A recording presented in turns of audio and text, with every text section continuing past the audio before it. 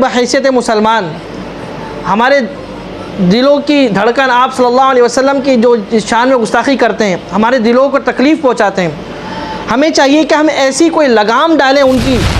اسی زبان کے کڑوے بول سے گھر اجڑ جاتے ہیں، رشتے ٹوٹ جاتے ہیں، قوموں کی قومیں تباہ ہو جاتی ہے۔ لیکن بالعکس لے لیں، مدد فرماتے ہیں۔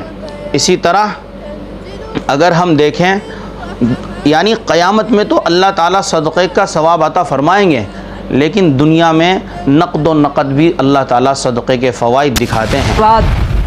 جو رکاوٹ بنتی ہے تعلق مع اللہ میں، اور وہ ہے شرک، کہ اللہ کی ذات اور صفات اور عبادت میں کسی اور کو حصہ دار ٹھہرانا، اور یہ شرک کہلاتا ہے۔ فسماء تحوي أبراجا والشمس سراجا وهاجا وسحائب ترسل مدرارا أمطارا تتبع أمطارا طاهرة تجري أنهارا۔ بسم اللہ الرحمن الرحیم، نحمدہ ونصلی علی رسولہ الکریم۔ معزز سامعین کرام، الحمدللہ اللہ پاک کے فضل و کرم سے، احسان سے علمی مجلس کی نشست الحمدللہ آج 5ویں نشست کا آغاز کیا جاتا ہے۔ آپ کو معلوم ہے کہ یہاں دوحہ قطر میں گاہے بگاہے علماء کرام تشریف لاتے ہیں اس مجلس میں، اور اپنی قیمتی گفتگو سے جو ہے ہم سب کو مستفید فرماتے ہیں۔ اور یہ علمی مجلس خالصتاً مذہبی، دینی، شرعی، اخلاقی اور اصلاحی مجلس ہوتی ہے۔ اس میں ایسی باتیں رکھی جاتی ہیں جس سے ہمیں دنیا اور آخرت کا فائدہ پہنچے۔ آج کے ہماری علمی مجلس میں جو مہمان گرامی ہیں، سب سے پہلے میں ان حضرات کا تعارف کراؤں گا، اور اس کے بعد پھر ہم آگے اپنی مجلس کا آغاز کریں گے۔ آج کے ہمارے سب سے پہلے مہمان ہر دل عزیز محترم حضرت مولانا عبدالوہاب صاحب، اور حضرت کا تعلق پاکستان سے ہے، اور یہاں دوحہ قطر میں وزارت الاوقاف میں امام و خطیب ہیں، یعنی مذہبی اسکالر ہیں۔ دوسرے ہمارے مہمان حضرت قاری محمد سلمان صاحب، حضرت کا تعلق انڈیا سے ہے، اور یہاں دوحہ قطر میں مقیم ہیں، امام و خطیب ہیں اور مذہبی اسکالر ہیں۔ اسی کے ساتھ ساتھ تیسرے ہمارے مہمان حضرت مولانا محمد سعد حقانی صاحب، حضرت کا تعلق پاکستان سے ہے، اور یہاں دوحہ قطر میں امام و خطیب ہیں اور امامت کے فرائض انجام دے رہے ہیں۔ معزز سامعین کرام، ہمارے مہمان گرامی کا تعارف آپ کے سامنے رکھا، اور ان حضرات کو دعوت دینے سے قبل کچھ گزارش آپ کے سامنے عرض کرنا چاہوں گا، اور ان حضرات سے اجازت بھی چاہوں گا کہ کچھ عرض کر سکوں۔ والنور الهادي والمفتاح لكل الخير من يريد الله به خيرا في الدين يفقهه فيدري نفهم۔ آپ لوگوں کو معلوم ہے کہ آج کل ایک مسئلہ چل رہا ہے، اور یہ کافی سالوں سے چلتا چلا آ رہا ہے، کہ کوئی نہ کوئی اپنی کمینگی دکھاتا ہے اور آقا رسول صلی اللہ علیہ وسلم کی شان میں گستاخی کرتا ہے، ایسے کلمات نکالتا ہے جس کی وجہ سے تمام مسلمانوں کے دلوں کو مجروح کرتا ہے۔ اور ابھی حال ہی میں یہ واقعہ ہندوستان میں، انڈیا میں چل رہا ہے، جس نے آپ صلی اللہ علیہ وسلم کی شان میں گستاخی کری ہے۔ اس نے، کرنے والے نے تو اپنی کمینگی دکھا لی، اپنا بیہودہ پن دکھا لیا، گستاخی کر لی، لیکن قرآن کریم میں اللہ پاک نے فرمایا کہ وَرَفَعْنَا لَكَ ذِكْرَكَ، کوئی کچھ بھی کہتا رہے لیکن آپ کا ذکر سب سے زیادہ بلند ہے، آپ کی شان کریمی سب سے زیادہ بلند ہے، اور الحمدللہ دن بدن بلند ہوتی چلی جا رہی ہے، قیامت تک بلند ہوتی رہے گی، اور قیامت کے بعد تو سب سے زیادہ جو بلند شان ہوگی اللہ کے بعد سب سے زیادہ پیارے حبیب صلی اللہ علیہ وسلم کی شان ہوگی۔ آپ کے سامنے یہ گزارش رکھنی ہے کہ ایسا کرنے والا تو کر جاتا ہے، لیکن ہمیں چاہیے بحیثیت مسلمان ہمارے دلوں کی دھڑکن آپ صلی اللہ علیہ وسلم کی جو شان میں گستاخی کرتے ہیں، ہمارے دلوں کو تکلیف پہنچاتے ہیں، ہمیں چاہیے کہ ہم ایسی کوئی لگام ڈالیں ان کی کہ کل کو وہ ایسی حرکت نہ کر سکیں۔ ہم احتجاج تو کر رہے ہیں اور توڑ پھوڑ کر رہے ہیں، لیکن یہ نامناسب کچھ چیز ہے۔ اپنے جذبات کو تو ابھار رہے ہیں، لیکن جذبات کو ایسے ابھاریں کہ جو فائدہ مند ہو۔ اب جس طریقے سے جہاں پہ یہ واقعہ ہوا، سب سے پہلے وہاں کے مذہبی لوگوں کو، مسلمانوں کو، بااثر لوگوں کو، ادارے والوں کو اور دینی مراکز کو، تبلیغی مراکز ہیں، مدارس ہیں، بریلوی دیوبندی اہل حدیث ہیں، سب آپ صلی اللہ علیہ وسلم پر اپنی جان نچھاور کرنا بحیثیت مسلمان ایک اچھی چیز سمجھتے ہیں، اپنی دل کی تمنا سمجھتے ہیں۔ ان سب کو چاہیے کہ سب سے پہلے ایک ہو جائیں، اس ہندوستان کے اس کونے سے لے کے اس کونے تک سارے مسلمان ایک ہوں، ایک کی آواز پہ لبیک کہنے والے ہوں۔ جب اتنی بڑی طاقت بن جائے گی تو جس نے ایسی کمینگی کرے اس کو لگام ڈالیں، گدی سے اس کی زبان کو پکڑ کے کھینچ لیں۔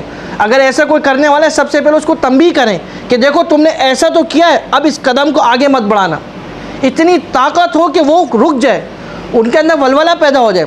ان کو معلوم ہے مسلمان جو ہے نا آج کل جو ہے نا بٹے ہوئے ہیں اور ایک دوسرے سے متنفر ہیں، ایک دوسرے سے جو ہے نا نفرت کرتے ہیں، لہٰذا جو چاہتا ہے ایسی حرکت کر جاتا ہے۔ تو سب سے پہلے میں گزارش کروں گا ہم مسلمان کو ہمیں چاہیے کہ ایسا کوئی رویہ اختیار کریں کہ کل کو ایسا کوئی کرنے والا نہ ہو۔ اس میں سب سے پہلے جو ہے ہم اپنی طاقت کو مضبوط کریں، اپنی طاقت کو مضبوط کریں۔ جیسے شاعر نے بولا ہے نا کہ زور بازو ازما شکوہ نہ کر صیاد سے، آج تک کوئی قفس ٹوٹا نہیں فریاد سے۔ ہم فریاد کرتے ہیں کوئی قفس یعنی پنجرا نہیں ٹوٹے گا، بلکہ ہمیں زور بازو آزمانا پڑے گا۔ دنیا کے کسی کونے پہ بھی اگر کوئی اپنی زبان دراز کرتا ہے، ہم مسلمانوں میں اتنی طاقت ہو کہ اس کی زبان کو پکڑنے والے ہوں، اس کو لگام ڈالنے والے ہوں۔ لہذا ہر شخص کوشش کرے، اپنی بحیثیت کوشش کرے، ہر شخص ہر مسلمان آپ صلی اللہ علیہ وسلم کے بارے میں روزانہ اپنے دل کو تڑپانے والا ہو، ان کی محبت میں بپھرنے والا ہو۔ تو ہر شخص کوشش کرے کہ آپ صلی اللہ علیہ وسلم کی محبت میں اب ہمیں جو کرنا ہے وہ کریں، لیکن ایک دائرہ کار میں رہ کر ایسا کام کریں کہ جو مؤثر ہو، ایسا کام کریں جو ہم مسلمانوں کے لیے نقصان دہ نہ ہو۔ تو ہر شخص کوشش کرے، اب اس کے لیے میڈیا کا بھی استعمال کریں، اپنے قلم کا استعمال کریں، اپنی آواز کا استعمال کریں۔ اور میں اپنے علماء اکرام، اپنے طلباء اکرام ان سے بھی گزارش کروں گا کہ اس کے ذریعے آپ لوگ میڈیا کی ایک للکار بنیں، آپ لوگ میڈیا کے ایک یلغار بنیں، اس کے ذریعے اپنی آواز کو پہنچائیں۔ کم از کم ہماری آواز کہیں پہنچتا ہو سکتا ہے، کچھ اثر رکھ لیں۔ جیسے شاعر نے بولا ہے نا، دل سے نکلی ہوئی بات اثر رکھتی ہے، دل سے نکلی ہوئی بات اثر رکھتی ہے، پر نہیں پر طاقت پرواز رکھتی ہے۔ تو لہذا ہم اپنی آوازوں کو بلند کریں، اپنی آواز کو پہنچائیں۔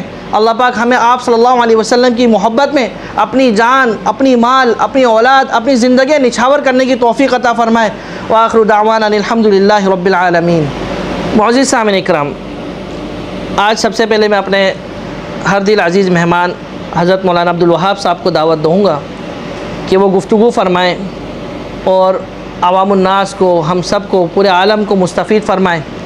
اور جس موضوع پہ حضرت آج گفتگو فرمائیں گے، حضرت کا عنوان ہے اخلاق حسنہ۔ العلم هو النور الهادي والمفتاح لكل الخير من يريد الله به خيرا نحمده ونصلي على رسوله الكريم. قال الله تبارك وتعالى: أعوذ بالله من الشيطان الرجيم، بسم الله الرحمن الرحيم.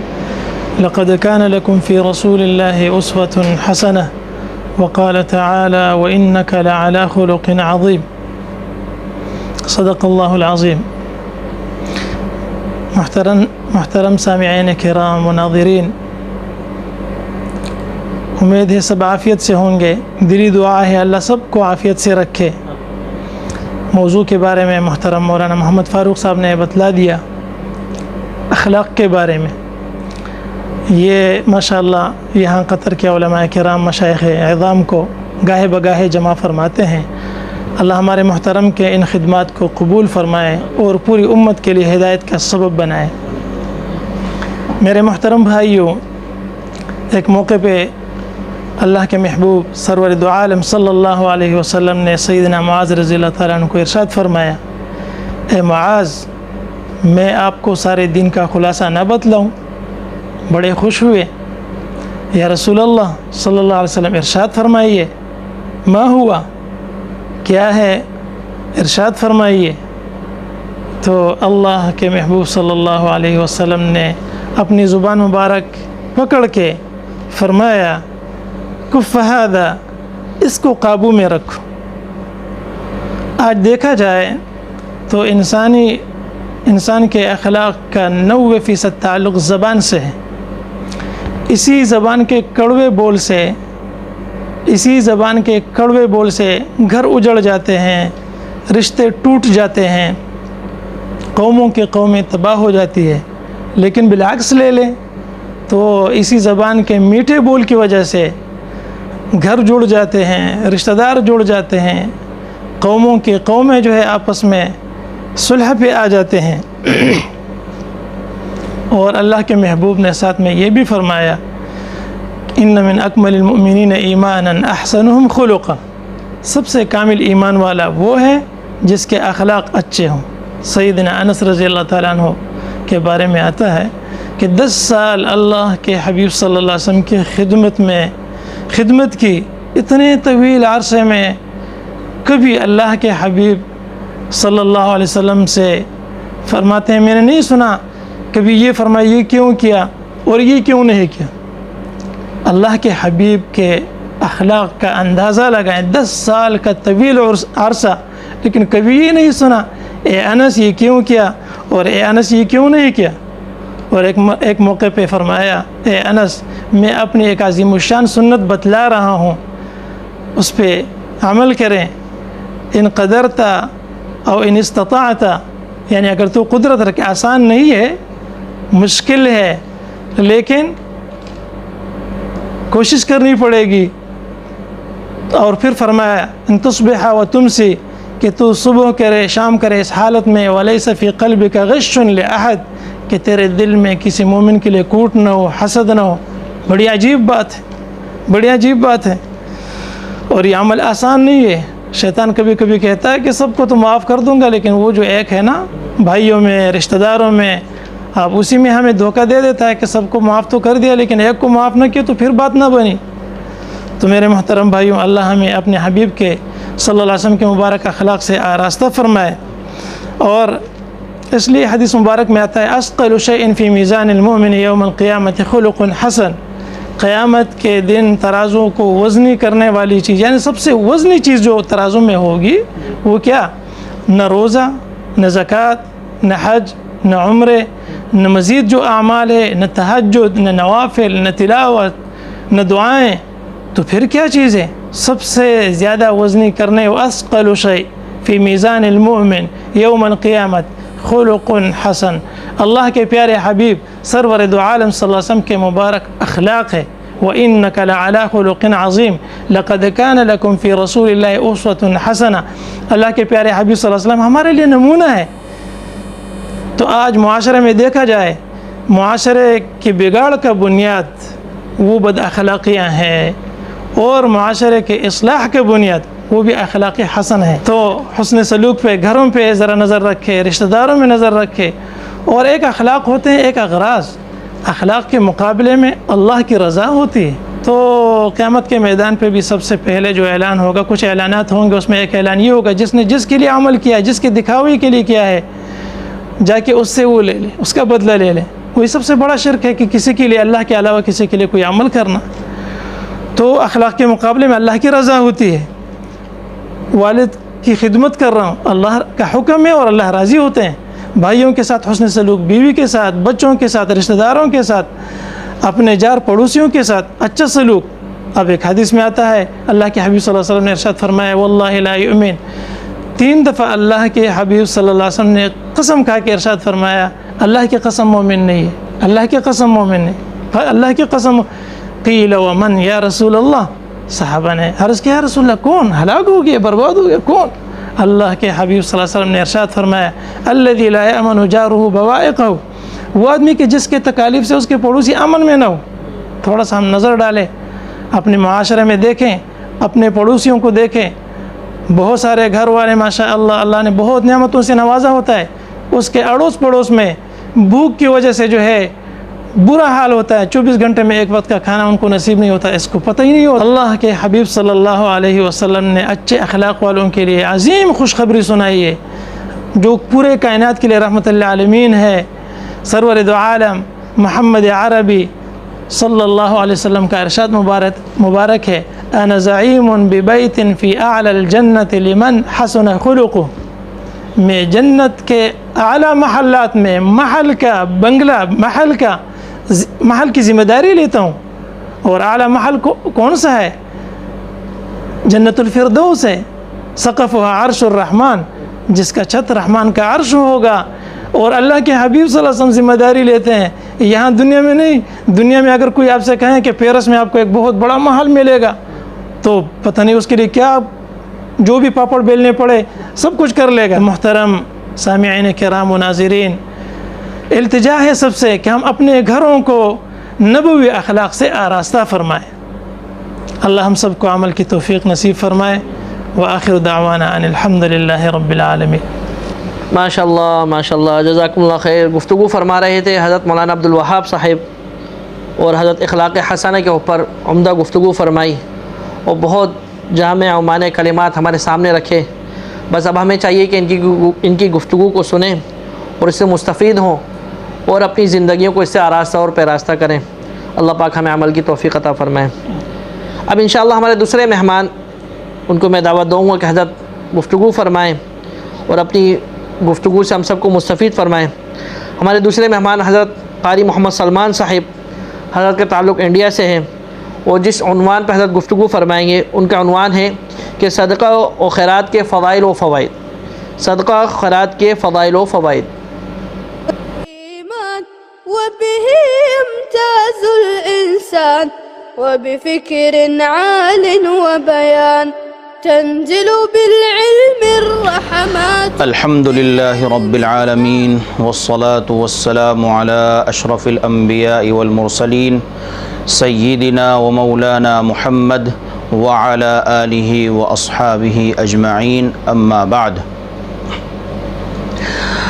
سب سے پہلے تو علمی مجلس سننے والے تمام ہی احباب کی خدمت میں میری طرف سے پیار بھرا السلام علیکم ورحمۃ اللہ وبرکاتہ. میں آج کے میزبان حضرت مولانا فاروق صاحب کا بہت زیادہ شکر گزار ہوں کہ انہوں نے آج کی یہ مجلس قائم کی اور اس میں مجھے بھی بولنے کا موقع عطا فرمایا. مجھے اس وقت جو موضوع دیا گیا ہے وہ ہے صدقہ و خیرات کے فضائل اور فوائد. عبادات میں اللہ تعالیٰ نے ہمیں کچھ عبادتیں جو دی ہیں وہ بدنی عبادتیں ہیں، جیسے نماز ہے، روزہ ہے، اور کچھ مالی عبادتیں ہیں جیسے زکوٰۃ ہے، صدقہ ہے، خیرات ہے.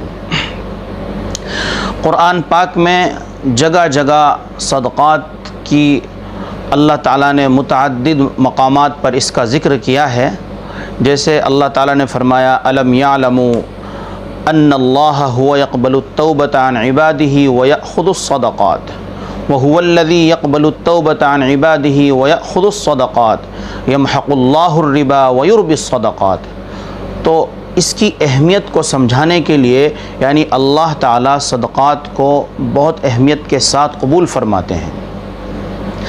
اسی طرح آپ صلی اللہ علیہ وسلم نے ارشاد فرمایا کہ اگر کوئی اپنے پاک اور حلال مال سے صدقہ کرتا ہے تو اللہ تعالیٰ اس کے صدقے کو قبول فرماتے ہیں اور اللہ تعالیٰ اس کے صدقے کو پالتے ہیں، اور اس کو اتنا پالتے ہیں کہ وہ صدقہ پہاڑ سے بھی زیادہ وزنی ہو جاتا ہے.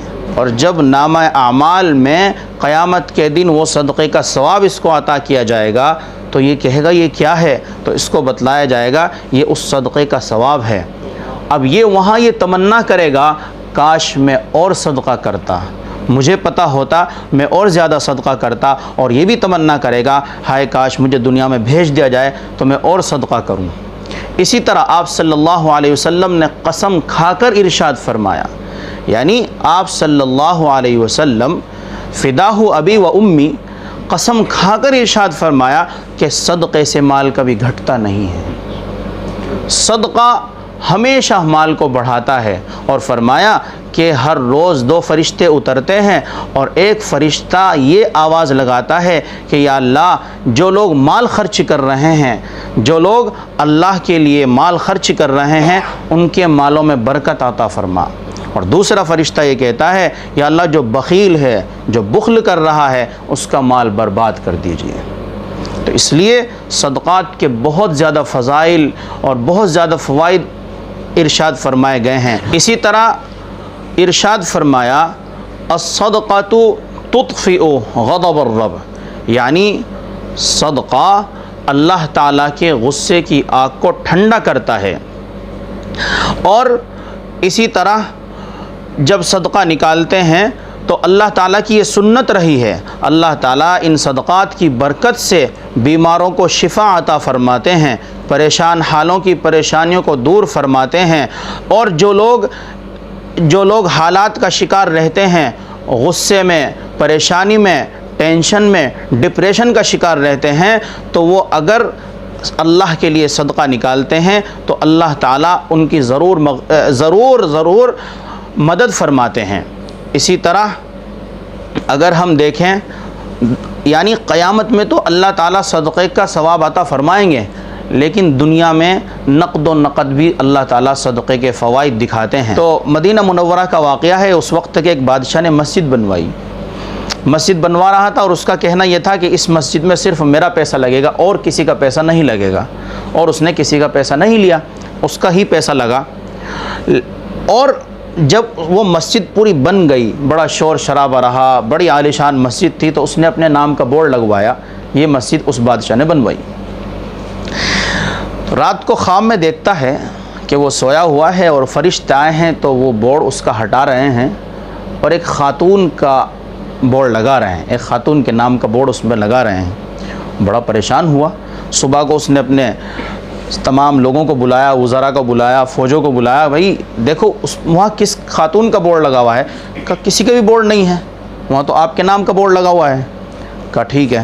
وہ پھر سویا، اسی طرح 3 دفعہ جب اس نے خواب دیکھا، وہ خود اٹھ کر کے گیا اور مسجد پہ جا کے دیکھا بورڈ تو اسی کے نام کا لگا ہوا ہے، لیکن اس خاتون کا نام اس کے ذہن میں آ چکا تھا، اور وہ اس خاتون کی تلاش میں چل پڑا، اور وہ چلتے چلتے ایک جھونپڑی میں جا پہنچا، وہاں معلوم ہوا اس کو کہ یہی وہ خاتون ہے جس کے نام کا بورڈ مسجد میں لگ رہا ہے رات میں۔ خاتون سے فرمایا کہ جانتی ہوں یہاں ایک مسجد بنی ہے؟ کہا جانتی ہوں۔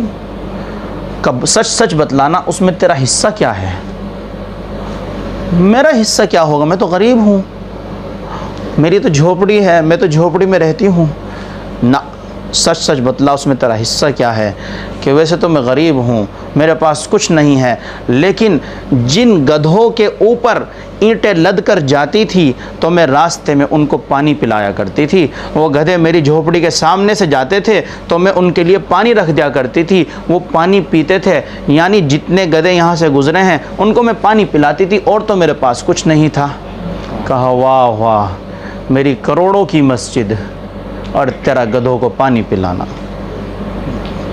یعنی اخلاص، اس سے بتلایا جا رہا ہے کہ صدقہ دینے میں جتنا زیادہ اخلاص ہوگا، جتنا زیادہ، کیونکہ اللہ تعالیٰ کے یہاں تو اخلاص دیکھا جاتا ہے، اللہ تعالیٰ کے یہاں پیسے زائد اور کمیت کو کچھ نہیں دیکھی جاتی، اللہ تعالیٰ کے یہاں اخلاص دیکھا جاتا ہے۔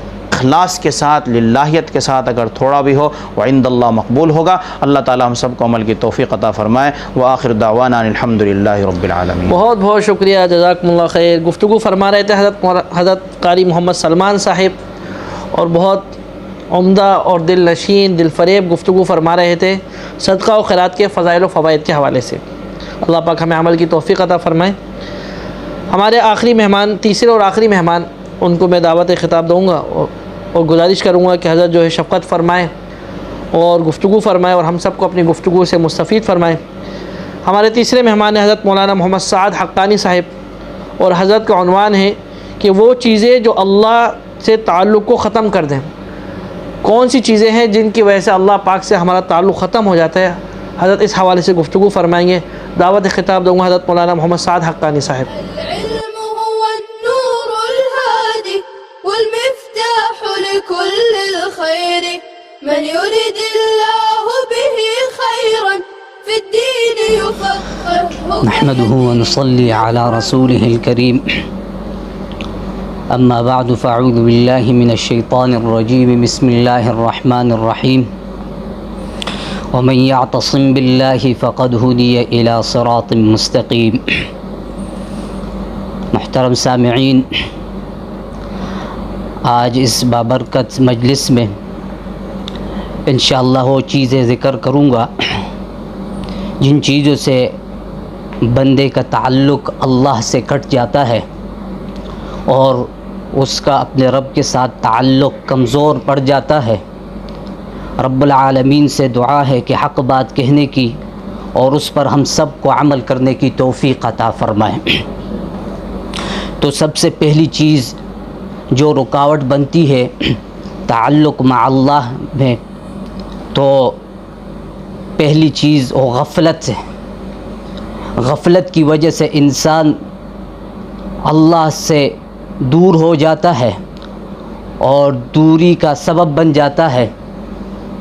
آپ دیکھیں قرآن میں اللہ جل جلالہ اپنے حبیب صلی اللہ علیہ وسلم سے ارشاد فرما رہے ہیں کہ وَاذْكُرْ رَبَّكَ فِي نَفْسِكَ تَضَرُّعًا وَخِيفَةً وَدُونَ الْجَهْرِ مِنَ الْقَوْلِ بِالْغُدُوِّ وَالْآصَالِ وَلَا تَكُن مِّنَ الْغَافِلِينَ۔ اس ہستی سے ارشاد فرمایا جا رہا ہے جو ہر وقت اللہ کی یاد میں مشغول رہتے ہیں۔ تو پہلی چیز غفلت ہے، تو اس سے انسان اپنے آپ کو بچائے۔ اسی طرح جو اللہ سے تعلق کی دوری کا سبب بنتا ہے، دوسری چیز وہ جہالت ہے۔ جہالت بھی اللہ سے دوری کا ذریعہ بن جاتا ہے، اس لیے کہ اللہ رب العزت اپنے کلام میں ارشاد فرماتے ہیں قُلْ هَلْ يَسْتَوِي الَّذِينَ يَعْلَمُونَ وَالَّذِينَ لَا يَعْلَمُونَ، کیا جاننے والے اور نہ جاننے والے، عالم اور جاہل برابر ہو سکتے ہیں؟ یقیناً نہیں ہو سکتے ہیں۔ اس کے بعد جو رکاوٹ بنتی ہے تعلق مع اللہ میں، اور وہ ہے شرک، کہ اللہ کی ذات اور صفات اور عبادت میں کسی اور کو حصہ دار ٹھہرانا، اور یہ شرک کہلاتا ہے۔ اور اللہ تبارک و تعالی شرک کو کبھی معاف نہیں فرمائیں گے۔ باقی گناہ اگر اللہ کی رحمت جوش میں آئی تو معاف فرما دیں گے اور جنت میں داخلہ عطا فرما دیں گے، لیکن اگر شرک کر کے آیا ہے تو قرآن کہتا ہے ان اللہ لا یغفر ان یشرک بہ ویغفر ما دون ذلک لمن یشاء، اور جو شرک کرنے والا ہے اس پر جنت کو حرام قرار دے دیا ہے اللہ تبارک و تعالی نے۔ انہ من یشرک باللہ فقد حرم اللہ علیہ الجنہ ومأواہ النار، اور اس کا ٹھکانہ جہنم ہے۔ جو اللہ رب العزت سے تعلق کو ختم کر دینے والی چیز ہے وہ بدعت ہے۔ بدعت یعنی دین میں کسی چیز کا اضافہ کر دینا۔ اب دین کامل ہو گیا، مکمل ہو گیا، اس میں کسی اور چیز کی اضافے کی گنجائش نہیں رہی۔ اگر کوئی کرتا ہے تو مردود ہے، وہ عمل اس کا باطل ہے۔ اور اسی طرح تعلق کو جو کم کرتی ہے اللہ سے، ایک چیز وہ اللہ کے اولیاء اور اللہ کے جو دوست ہیں ان سے دشمنی کرنا ہے۔ اس سے بھی اللہ تبارک و تعالیٰ کا تعلق ختم ہو جاتا ہے۔ یعنی ایسی حرکت اور ایسی قباحت کہ نیک لوگوں کو برا جاننا، ان کے ساتھ دشمنی کرنا، غلط الفاظات سے، القابات سے نوازنا، اور اسی طرح تعلق میں جو کمی آنے والی چیز ہے ایک، وہ ظلم ہے۔ ظلم، کسی کے ساتھ زیادتی کرنا، کسی کا حق مارنا، اور سب سے بڑا ظلم جو قرآن نے ارشاد فرمایا ہے کہ وہ خالق حقیقی کے ساتھ شرک کرنا، شریک ٹھہرانا۔ ان الشرک لظلم عظیم، شرک کیا ہے؟ بہت بڑا ظلم ہے۔ تو رب العالمین سے دعا ہے کہ اللہ رب العزت ہمیں ان امور پر، ان چیزوں پر عمل کرنے کی توفیق عطا فرمائے، اور مرتے دم تک اللہ رب العزت کے ساتھ تعلق اور وابستگی نصیب فرمائے۔ وآخر دعوانا ان الحمدللہ رب العالمین۔ جزاکم اللہ خیر، بہت بہت شکریہ۔ گفتگو فرما رہے تھے حضرت مولانا محمد سعد حقانی صاحب، اور بہت عمدہ انداز سے، بڑے جامع انداز سے کہ کن چیزوں کی وجہ سے اللہ پاک سے ہمارا تعلق ٹوٹ جاتا ہے وہ بیان فرما رہے تھے۔ بس اب ہمیں چاہیے کہ ہم دیکھیں کہ کہیں خدا نہ خواستہ ان چیزوں میں ہم ملوث تو نہیں ہیں، کہیں ایسا تو نہیں کہ ہمارا اللہ رب العزت سے تعلق ٹوٹا ہوا ہے، اور آج کل ہم لوگوں کا اللہ پاک سے تعلق ہی کمزور ہے۔ بس اللہ پاک ہمیں اپنے تعلق مضبوط کرنے کی توفیق عطا فرمائے۔ لہذا اسی کے ساتھ ساتھ آج کی مجلس کو اختتام کرتے ہیں، اور دعا ہے جو کہا گیا ہے، جو سنا گیا ہے، اللہ پاک اس پہ عمل کرنے کی توفیق عطا فرمائے۔ بس یہ ساری چیزیں آپ لوگوں کے سامنے رکھی ہیں تاکہ آپ لوگ اس سے فائدہ اٹھائیں اور اس پر عمل کرنے کی کوشش کریں۔ اللہ پاک ہمیں عمل کرنے کی توفیق عطا فرمائے، ہم سب کا حامی و ناصر ہو۔ دعاؤں میں یاد رکھیے گا۔ السلام علیکم ورحمۃ اللہ وبرکاتہ۔ ومن العلم النافع زدنا